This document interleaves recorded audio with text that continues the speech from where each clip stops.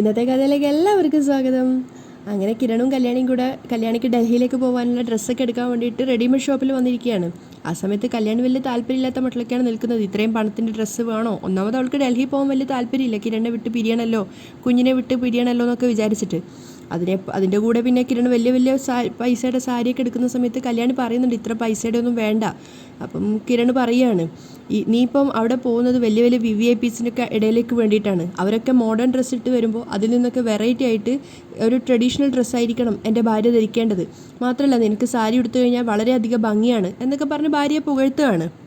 അതിനൊപ്പം തന്നെ കിരൺ പറയുന്നുണ്ട് കല്യാണി ഇങ്ങനെ വിഷമിച്ച് നിൽക്കുന്ന കാണുമ്പോൾ സാധാരണ ഭർത്താക്കന്മാരെയും കൂട്ടിയിട്ട് ജ്വല്ലറിയിലും അതുപോലെ റെഡിമെയ്ഡ് ഷോപ്പിലൊക്കെ പോയി കഴിഞ്ഞാൽ ഭർത്താക്കന്മാരുടെ പേഴ്സ് കാലിയാക്കുന്ന സ്വഭാവമാണ് എല്ലാ ഭാര്യമാർക്കും. ഇപ്പോഴാണെങ്കിൽ ഡിജിറ്റലായി, കാരണം ഓൺലൈൻ പേയ്മെൻ്റ് ആണല്ലോ, അതുകൊണ്ട് തന്നെ പണം പോകുന്ന വഴിയേ അറിയില്ല. അങ്ങനെ എല്ലാവരും ഭർത്താക്കന്മാരെ പിഴിയുന്ന ഈ ഒരു സമയത്ത് നീ എന്നെ ഒന്നും ചെയ്യുന്നില്ല എന്ന് മാത്രമല്ല, ഓരോ മാസവും കമ്പനിക്ക് ലക്ഷങ്ങളാണ് നീ ഉണ്ടാക്കി തരുന്നത്. പിന്നെ എന്തിനു വേണ്ടിയാണ് നമ്മൾ സമ്പാദിച്ച് കൂട്ടുന്നത്? ഇതുപോലുള്ള നല്ല നല്ല ഫംഗ്ഷൻസിനൊക്കെ നല്ല നല്ല ഡ്രസ്സ് ഇട്ട് പോയിട്ടില്ലെങ്കിൽ പിന്നെ എന്തിനാണ് നമ്മളിങ്ങനെ സമ്പാദിച്ചതിന് അർത്ഥം ഉണ്ടാവുക? അതിനുശേഷം കിരൺ അവിടെയുള്ള സെയിൽസിലോട് പറയുന്നുണ്ട് ഏറ്റവും വില കൂടിയ തന്നെ ട്രെൻഡിങ് ആയിട്ട് ഇറങ്ങിയ ഡ്രസ്സൊക്കെ കാണിച്ചു തരാൻ വേണ്ടിയിട്ട്. ആ സമയത്താണ് കാർത്തികയും പ്രകാശനും കൂടെ അങ്ങോട്ടേക്ക് വരുന്നത്. കാർത്തികയാണ് അകത്തേക്ക് കയറിയപ്പോൾ തന്നെ കിരണിനെയും കല്യാണിയെയും കാണുന്നത്. അവൾ പ്രകാശനും കാണിച്ചു കൊടുക്കുകയാണ്. അപ്പോൾ പ്രകാശൻ പറയുന്നുണ്ട് ആരെ കാണരുതെന്ന് വിചാരിച്ച് ഇറങ്ങുന്നോ അവരെ തന്നെ കാണും, വാ നമുക്ക് ഇവിടുന്ന് ഇറങ്ങി പോവാൻ മോളെ എന്ന് പറയുന്ന സമയത്ത് കാർത്തിക പറയുന്നുണ്ട് എന്തിൻ്റെ ആവശ്യത്തിന്? അവരുള്ള സ്ഥലത്തു നിന്ന് തന്നെ അച്ഛൻ എടുക്കണം, അതും അവരെക്കാളും വില കൂടിയതൊക്കെ എടുക്കണം എന്നൊക്കെ പറഞ്ഞ് അയാളെ കൂടുതൽ പ്രകോപിപ്പിക്കുകയാണ്.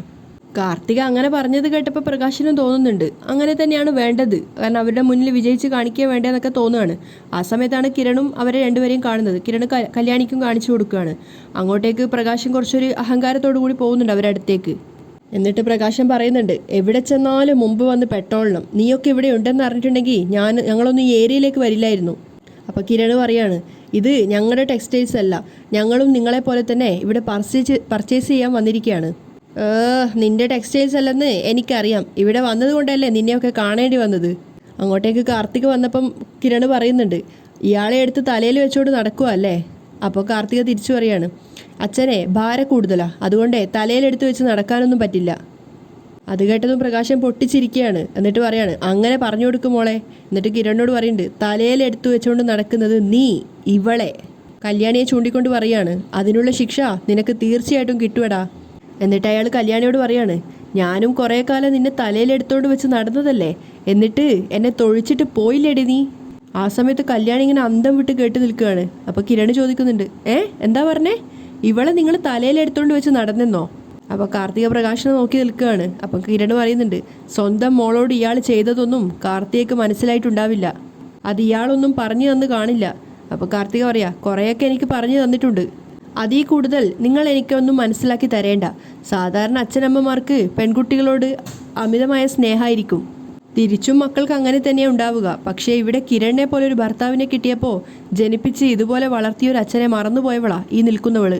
കല്യാണി ശരിക്കും അന്തം വിട്ടു പോയിട്ടുണ്ടായിരുന്നു. അപ്പം പ്രകാശൻ ആ അവസരം മുതലാക്കുകയാണ് ഇവക്കും ഇവളുടെ ചേച്ചിക്കും വേണ്ടിയിട്ട് ഞാൻ ചെയ്യാത്ത പണികളൊന്നുമില്ല മോളെ.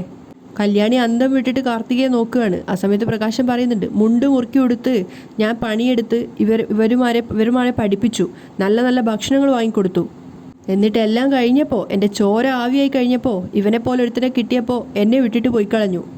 അപ്പോൾ കിരൺ ദേഷ്യത്തോടെ പറയാണ് എടോ താൻ കൂടുതലൊന്നും സംസാരിക്കേണ്ട, കാർത്തികയെ കള്ളങ്ങൾ പറഞ്ഞ് വിശ്വസിപ്പിച്ച് താനും തൻ്റെ അമ്മയും മോനും ഒക്കെ അവളുടെ മനസ്സിൽ ഇടം നേടിക്കഴിഞ്ഞെന്ന് ഞങ്ങൾക്കറിയാം. പക്ഷേ ഇയാൾ എന്താണെന്ന് എന്തെങ്കിലും ഒരു ദിവസം കാർത്തിക മനസ്സിലാക്കും. ആ സമയത്ത് കാർത്തിക വിചാരിക്കുന്നുണ്ട് അത് ഞാൻ എന്നേ മനസ്സിലാക്കിയതാ, പക്ഷേ തൽക്കാലം നിങ്ങളെ വേദനിപ്പിക്കാതെ നിവൃത്തിയില്ല. അത് കേട്ടതും പ്രകാശൻ പറയുന്നുണ്ട് ഈ ലോകത്തിലുള്ള എല്ലാവരും നീയും ഇവളും പറയുന്നതൊന്നും വിശ്വസിക്കാൻ പോകുന്നില്ല. തലക്കകത്ത് നല്ല വെളിച്ചമുള്ള മോളാ എൻ്റെ കാർത്തിക മോള്, അതുകൊണ്ട് നീയൊക്കെ എന്ത് കള്ളക്കഥ പറഞ്ഞാലും അച്ഛനായ എന്നെ എൻ്റെ കാർത്തിക മോള് തള്ളിക്കളയില്ല. അപ്പോൾ കല്യാണി അന്തം വിട്ട് ചോദിക്കുകയാണ് അച്ഛനോ? അതിന് മറുപടി പറയുന്നത് കാർത്തികയാണ് അതെ, നീയൊക്കെ നിന്റെ അച്ഛനെ തള്ളിക്കളഞ്ഞതുകൊണ്ട് ഞാനിപ്പോൾ എൻ്റെ സ്വന്തം അച്ഛനെ പോലെയാ നിന്റെ അച്ഛനെ സ്നേഹിക്കുന്നത്. കല്യാണി ശരിക്കും അന്തം വിട്ട് നിൽക്കുകയാണ്. പ്രകാശനാണെങ്കിൽ വിജയിച്ച ഭാവത്തിൽ കല്യാണിയെ നോക്കുന്നുണ്ട്. അപ്പം കാർത്തിക പറയാണ് അതുകൊണ്ട് നിന്റെയൊക്കെ നാവിൽ നിന്നും വരുന്ന വിഷം ചീറ്റുന്ന വാക്കുകൾ ഞാൻ വിശ്വസിക്കാൻ പോകുന്നില്ല. അപ്പോൾ കിരണും എല്ലാവരും നോക്കിയിട്ട് പറയാണ് അതെന്തെങ്കിലും ആയിക്കോട്ടെ, എന്തായാലും നാളെ നടക്കാൻ പോകുന്നത് എന്താണെന്ന് ഞങ്ങൾക്ക് നന്നായിട്ട് അറിയാം. ഏതായാലും കണ്ട സ്ഥിതിക്ക് ഒരു നല്ല കാര്യം നിങ്ങളോട് പറഞ്ഞേക്കാം, കല്യാണി മറ്റന്നാൾ ഡൽഹിയിലേക്ക് പോവുക. ഒരു ഇൻ്റർനാഷണൽ ഫെസ്റ്റിവൽ നടക്കുന്നുണ്ട്, അവിടെ വെച്ച് ഇവളെ ആദരിക്കുന്നുണ്ട്. അത് കേട്ടതും കാർത്തികക്ക് ഭയങ്കര വാത്സല്യം തോന്നുകയാണ്, തൻ്റെ അനിയത്തെക്കുറിച്ച് അഭിമാനം തോന്നുകയാണ്. ആ സമയത്ത് പ്രകാശം പൊട്ടിച്ചിരിച്ചിട്ട് ചോദിക്കുന്നുണ്ട്, നീ എത്ര രൂപ ചിലവാക്കിയടേ ഈ അവാർഡ് വാങ്ങിക്കൊടുക്കാൻ? പത്രത്തിലും ടി വിയിലും ഇവളെക്കുറിച്ച് വന്ന വാർത്തയൊന്നും താൻ കണ്ടില്ലായിരുന്നോ? കിരൺ ചോദിക്കുകയാണ്. പത്രത്തിലും ടി വിയിലൊക്കെ ഇവളെക്കുറിച്ചുള്ള വാർത്തകൾ വന്നു കഴിഞ്ഞാൽ ആ പത്രം ഞാൻ കീറിക്കളയും. ടി വിയിലാണ് ഇവളുടെ മുഖം കാണുന്നെങ്കിൽ ആ ടി വി ഞാൻ തല്ലി പൊട്ടിച്ചു കളയും. അത്രയ്ക്ക് ദേഷ്യ എനിക്ക് ഇവളോട്. അപ്പോൾ കാർത്തിക പറയുന്നുണ്ട്, സംസാരിച്ചത് മതിയച്ചാ, നമ്മളിവിടെ പർച്ചേസിന് വന്നതല്ലേ, അത് കഴിഞ്ഞിട്ട് നമുക്ക് പോകാൻ നോക്കാം. അപ്പം പ്രകാശൻ കല്യാണിയോട് പറയാണ്, എടി നീ ഏത് ഡൽഹിക്ക് പോയാലും എവിടെ പോയാലും നീ നന്നാവാൻ പോകുന്നില്ല. ഇവളെ നിന്റെ നാശാക്കിരണേ. നീ കുറച്ചു മുന്നേ പറഞ്ഞില്ലേ കാർത്തിക മോൾ എന്തൊക്കെയോ മനസ്സിലാക്കാനുണ്ടെന്ന്, അത് തന്നെ എനിക്കും പറയാനുള്ളത്. നീ മനസ്സിലാക്കും ഇവളെക്കുറിച്ച്. അന്ന് നീ വന്നിട്ട് പറയും, അയ്യോ അമ്മായിയച്ചാ അന്ന് നിങ്ങൾ പറഞ്ഞത് ശരിയായിരുന്നേ എന്ന് പറഞ്ഞ് എൻ്റെ കാൽക്കൽ വീഴും. അവളാണ് എൻ്റെ നാശത്തിന് കാരണച്ചാ എന്ന് പറയും ദാ ഇവളെക്കുറിച്ച് എന്നൊക്കെ പറയണം. അപ്പോൾ കാർത്തിക പറയുന്നുണ്ട്, എന്തായാലും സ്വന്തം മകളല്ലേ അച്ഛാ, കൂടുതലായിട്ടൊന്നും പറയണ്ട, അച്ഛൻ ഇങ്ങോട്ട് വാ. അപ്പം പ്രകാശൻ പറയാണ്, നീയേ പോയിട്ട് നല്ല പൊന്നാടയൊക്കെ വാങ്ങിക്ക്, എൻ്റെ വേർപ്പാ നീ ഇപ്പോൾ ആസ്വദിക്കുന്നത്. അവർ രണ്ടുപേരും അവിടുന്ന് പോയപ്പോൾ കിരൺ പറയുന്നുണ്ട്, അയാൾ പറഞ്ഞത് കേട്ടില്ലേ, അയാൾ ചോര നീരാക്കിയാണ് നിന്നെ വളർത്തിയതെന്ന്. അപ്പോൾ സങ്കടത്തോടെ കല്യാണി പറയുന്നുണ്ട്, അങ്ങനെ എന്തൊക്കെയോ കള്ളങ്ങൾ പറഞ്ഞാ അവരെ പാട്ടിലാക്കിയത്. പിന്നെ അവരുടെ സ്നേഹത്തിന് അധികം ആയുസ്സൊന്നുമില്ല, അതെപ്പോൾ താഴെ വീണുടയുമെന്ന് കാത്തിരുന്നാൽ മതി. അപ്പോൾ കിരൺ പറയുന്നുണ്ട്, അയാൾ എന്തോ ചെയ്യട്ടെ, നീ വാ നമുക്ക് സാരി സെലക്ട് ചെയ്യാമെന്ന് പറഞ്ഞിട്ട് അവരവരുടെ ഡ്രസ്സ് സെലക്ട് ചെയ്യാൻ വേണ്ടി പോവാണ്. ആ സമയത്ത് കുറച്ചടുത്ത് തന്നെ നിന്നിട്ട് പ്രകാശിനുള്ള ഡ്രസ്സ് സെലക്ട് ചെയ്യാണ് കാർത്തികയും പ്രകാശനും കൂടി. പ്രകാശിന് ഇവർ കേൾക്കാൻ വേണ്ടിയിട്ട് വെറുതെ ഓരോരോ മോഡൽ ഡ്രസ്സൊക്കെ എടുത്തിട്ട് ഇതെങ്ങനെയുണ്ട് എന്നൊക്കെ ചോദിച്ച് ആളാവുകയാണ്. ആ സമയത്തൊക്കെ കാർത്തിക കല്യാണിയും കിരണിനെയും തന്നെ നോക്കി വാത്സല്യത്തോടെ സ്നേഹത്തോടെ നിൽക്കുകയാണ്. അവൾ മനസ്സിൽ വിചാരിക്കുന്നുണ്ട്, കല്യാണിക്ക് കിട്ടിയിരിക്കുന്നത് അവളെ സ്നേഹിക്കാനും മനസ്സിലാക്കുകയും ചെയ്യുന്ന നല്ലൊരു ഭർത്താവിനെയാണ്.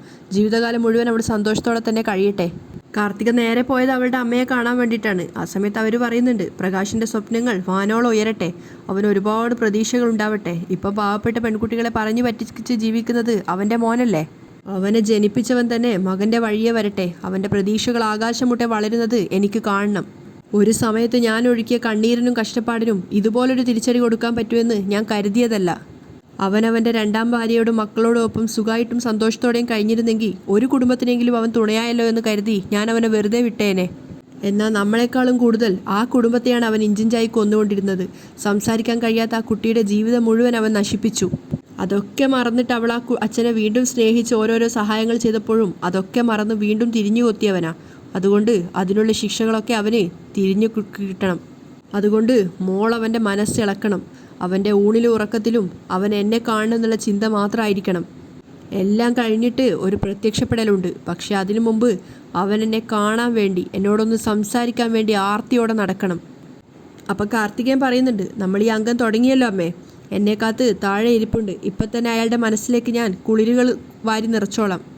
അതിനുശേഷം അമ്മയോട് യാത്ര പറഞ്ഞ് അവൾ താഴെ കാത്തിരിക്കുന്ന പ്രകാശിൻ്റെ അരികിലേക്കാണ് പോകുന്നത്. പ്രകാശൻ അവളോട് ചോദിക്കുന്നുണ്ട്, ഇതൊരു ഹോട്ടൽ പോലത്തെ സ്ഥലമാണല്ലോ, ഇവിടെ എന്തിനാ വന്നതെന്നൊക്കെ ചോദിക്കുന്ന സമയത്ത് കാർത്തിക പറയാണ്, ഇവിടെയാണ് എൻ്റെ ബിസിനസ് മീറ്റിംഗ് ഒക്കെ നടക്കാറ്, വിദേശത്ത് നിന്നുള്ളവരൊക്കെ ഇങ്ങോട്ടാണ് വരാറ്. അതിനുശേഷം കാർത്തിക പറയാണ്, ഞാൻ കളർഫുൾ ഡ്രസ്സൊക്കെ വാങ്ങി തന്നിട്ടുണ്ട്, പക്ഷേ അതിൽ പലതും എൻ്റെ സെലക്ഷൻ അല്ല. അയ്യോ മോള് പറഞ്ഞിട്ടല്ലേ ഞാൻ അതൊക്കെ എടുത്തത്, സാധാരണ ഞാൻ ഇങ്ങനെയുള്ള കളർ ഡ്രസ്സൊന്നും എടുക്കാറില്ല. അപ്പം കാർത്തിക പറയുന്നുണ്ട്, അച്ഛാ ആ കളർ തന്നെ എടുക്കണമെന്ന് എന്നോട് പറഞ്ഞതേ വേറൊരാളോ? അതാരാ? എനിക്കൊന്നും മറച്ചു കെട്ടുന്ന ഇഷ്ടമല്ല, എൻ്റെ അമ്മയാണ് പറഞ്ഞത് ആ ഡ്രസ്സ് തന്നെ അച്ഛൻ എടുക്കണമെന്ന്. അതുകൊണ്ട് ഒരുപക്ഷെ അമ്മ ഈ ഡ്രസ്സിൽ അച്ഛനെ ചിലപ്പോൾ കാണാൻ ആഗ്രഹിക്കുന്നുണ്ടായിരിക്കും. അപ്പോൾ ഒക്കെ പ്രകാശൻ്റെ മുഖത്ത് നാണമെന്നറിയാണ്. അമ്മയുടെ നമ്പർ കയ്യിലുണ്ടല്ലോ, അന്ന് എനിക്ക് മോൾ അയച്ചു തന്നിട്ടുണ്ടായിരുന്നു, എങ്കിൽ പിന്നെ ഒന്നും ലേറ്റാക്കേണ്ട കാര്യമില്ല. അപ്പോൾ പ്രകാശൻ ചോദിക്കുന്നുണ്ട്, മോൾ എന്താ ഉദ്ദേശിക്കുന്നതെന്ന് എനിക്ക് മനസ്സിലായില്ല. 19-52 വയസ്സായില്ലേ, എന്നിട്ടും ഞാൻ പറയുന്നതൊന്നും അച്ഛന് മനസ്സിലാവുന്നില്ലേ? അപ്പോൾ പ്രകാശൻ ചിന്തിക്കുകയാണ്, നീ പറയുന്നതൊക്കെ എനിക്ക് മനസ്സിലാവുന്നുണ്ട്, അതിപ്പോൾ നിൻ്റെ മുന്നിൽ കാണിക്കാൻ പറ്റുമോ? എന്നിട്ട് അവസാനം പ്രകാശൻ തന്നെ ചോദിക്കുകയാണ്, അല്ല മോളെ മെസ്സേജ് അയക്കണം എന്നല്ലേ? അപ്പോൾ കാർത്തിക പുഞ്ചിരിച്ചുകൊണ്ട് പറയാണ്, പ്രണയത്തിന് പ്രായമൊന്നും ഇല്ലെന്നാണ് പറയുന്നത്, ആണും പെണ്ണും പരസ്പരം പ്രേമിച്ചു കഴിഞ്ഞാൽ പ്രായം കുറയുന്ന പോലെ തോന്നും. അപ്പോൾ പ്രകാശൻ നാണത്തോടെ പറയാണ്, ഞാൻ ഇതുവരെ അങ്ങനെ ആരെയും പ്രേമിച്ചിട്ടൊന്നുമില്ല മോളെ, അതുകൊണ്ട് എനിക്കിതിനെപ്പറ്റി വലിയ വശമൊന്നുമില്ല. എൻ്റെ അമ്മയും അങ്ങനെ തന്നെ, ഞാൻ അച്ഛനെക്കുറിച്ച് പറഞ്ഞ് അച്ഛനെക്കുറിച്ച് മാത്രം ചിന്തിക്കുന്ന ഒരു അവസ്ഥയായി ഇപ്പം എൻ്റെ അമ്മയ്ക്ക്. പിന്നെ ഞാനൊരു മോളാണെന്ന് കരുതിയിട്ട് എന്നോട് കൂടുതലായിട്ടൊന്നും പറയുന്നില്ലെന്നേ ഉള്ളൂ. എങ്കിലും ഞങ്ങൾ പരസ്പരം സംസാരിക്കുമ്പോൾ മനഃപൂർവ്വം അമ്മ അച്ഛൻ്റെ കാര്യങ്ങൾ എടുത്തിടും, കാരണം അച്ഛൻ്റെ വിശേഷങ്ങളൊക്കെ കേൾക്കാൻ അമ്മയ്ക്ക് ഒത്തിരി താല്പര്യമാണ്. പ്രകാശൻ നാണത്തോടെ ഇരിക്കുമ്പോൾ കാർത്തിക വിചാരിക്കുന്നുണ്ട്, അയ്യടാ തന്നെ പോലൊരു ചെന്നായെ കടിച്ച് കീറാനല്ലാതെ സ്നേഹിക്കാൻ ഒരിക്കലും എൻ്റെ അമ്മയ്ക്ക് തോന്നിയിട്ടില്ല. എന്നെ താൻ ഓടയിലെറിഞ്ഞ ശേഷം അപ്പോൾ പ്രകാശൻ ഇങ്ങനെ നാണത്തോടെ ഇരിക്കുന്ന സമയത്ത് കാർത്തിക പറയട്ടെ, എന്നാൽ പിന്നെ നമുക്ക് വർക്ക് സൈറ്റിലേക്ക് പോകാം, അത് കഴിഞ്ഞ് അച്ഛൻ വീട്ടിലേക്ക് പോയിക്കോ. പറഞ്ഞതൊക്കെ മനസ്സിലുണ്ടാവണേ, കാർത്തിക ഓർമ്മിപ്പിക്കുകയാണ്. മെസ്സേജ് അയക്കുന്ന കാര്യമല്ലേ, മോളുടെ സന്തോഷവും മോളുടെ അമ്മയുടെ സന്തോഷവും എൻ്റെ ഒരു സന്തോഷമാണല്ലോ, എല്ലാവരും ഹാപ്പിയായി മാറുമല്ലോ. നാണത്തോടെയൊക്കെ പ്രകാശൻ എങ്ങനെയൊക്കെയോ പറഞ്ഞൊപ്പിക്കുകയാണ്. അതിനുശേഷം കാർത്തികയെ സൈറ്റിലാക്കിയതിന് ശേഷം നേരെ വീട്ടിലേക്കാണ് പോകുന്നത്. കയ്യിൽ 2-3 കവർ ഡ്രസ്സൊക്കെ ഉണ്ടായിരുന്നു കാർത്തിക വാങ്ങിച്ചു കൊടുത്തത്. അതൊക്കെ എടുത്തിട്ട് അഹങ്കാരത്തോടു കൂടി അയാളുടെ അമ്മയെ നോക്കിക്കൊണ്ട്, ഭാനുമതിയെ നോക്കിക്കൊണ്ടാണ് അകത്തേക്ക് കയറുന്നത്. ഭാനുമതി ആണെങ്കിലും മകൻ്റെ മുഖത്തുള്ള ആ ഒരു പ്രകാശമോ ആ ഒരു തേജസ്സൊക്കെ കണ്ടിട്ട് സന്തോഷത്തോടെ വന്ന് നിൽക്കുകയാണ്. അവരപ്പം പ്രകാശനോട് ചോദിക്കുന്നുണ്ട്, കയ്യിലെന്താ കവറൊക്കെയെന്ന്. അപ്പോൾ പ്രകാശൻ പറയാണ്, കുറച്ച് ഡ്രസ്സുകളാ കാർത്തിക മോള് വാങ്ങിച്ചു തന്നതാ. എനിക്കില്ലേടാ, പിന്നെ ഇല്ലാതിരിക്കോ, ദേ അമ്മക്കൊരു സാരി എന്ന് പറഞ്ഞ ഒരു കവർ അവർക്ക് കൊടുക്കുകയാണ്.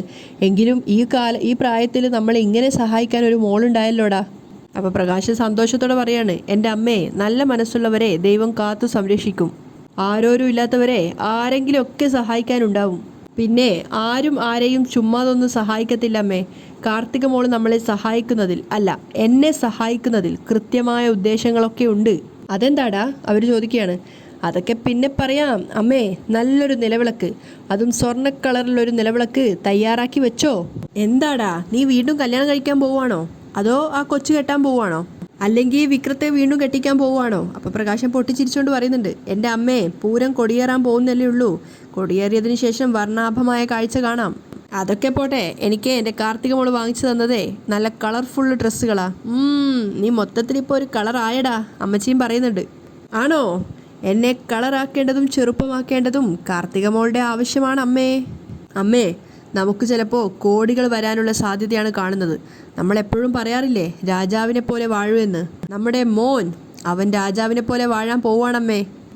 അതിനുള്ള സമയം വരാൻ പോവുകയാണ്.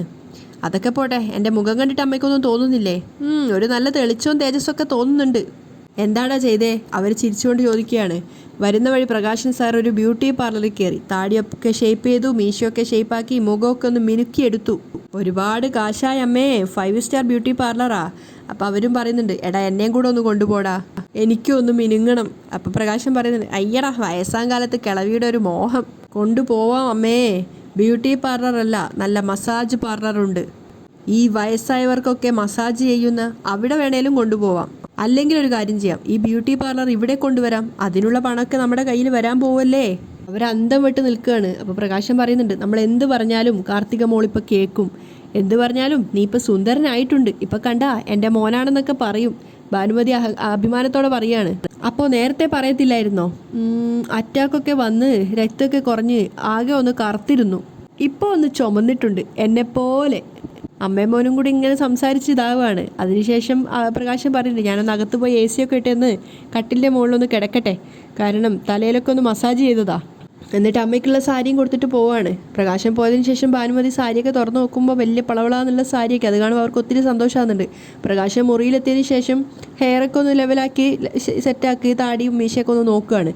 അതിനുശേഷം ഓരോ ഷർട്ടും കാർത്തിക വാങ്ങിച്ചു കൊടുത്ത ഡ്രസ്സൊക്കെ എടുത്ത് നോക്കുന്നുണ്ടായിരുന്നു. അവസാനം ഏറ്റവും ചെറുപ്പം തോന്നുന്നൊരു ടീഷർട്ട് എടുത്തിട്ടിട്ട് അതിൽ നിന്ന് സെൽഫി എടുക്കുകയാണ് അതിട്ടുകൊണ്ട്. അപ്പം ഓരോ സെൽഫി എടുത്തോർ പ്രകാശൻ ഇത് പോരാ എന്നൊക്കെ തോന്നി. അങ്ങനെ അവസാനം നല്ല 2-3 സെൽഫിയൊക്കെ കിട്ടിയപ്പോൾ നേരെ കാർത്തികയുടെ അമ്മയ്ക്കാണ് അതൊക്കെ അയച്ചു കൊടുക്കുന്നത്. ആ സമയത്ത് ഹോട്ടൽ മുറിയിൽ ഇരുന്നിട്ട് പ്രകാശൻ അയച്ചു കൊടുത്ത ഫോട്ടോസ് നോക്കുകയാണ് ലക്ഷ്മി. അവർക്ക് അവരോട് എത്രയേറെ വെറുപ്പ് തോന്നുന്നുണ്ടായിരുന്നു ആ ഫോട്ടോസ് കാണും തോറും. പഴയ ഓർമ്മകൾ മനസ്സിൽ നിന്ന് അറിയുന്നത് കൊണ്ട് തന്നെ. അങ്ങനെയാണ് ഇന്നത്തെ എപ്പിസോഡ് വൈൻഡപ്പ് ചെയ്യുന്നത്.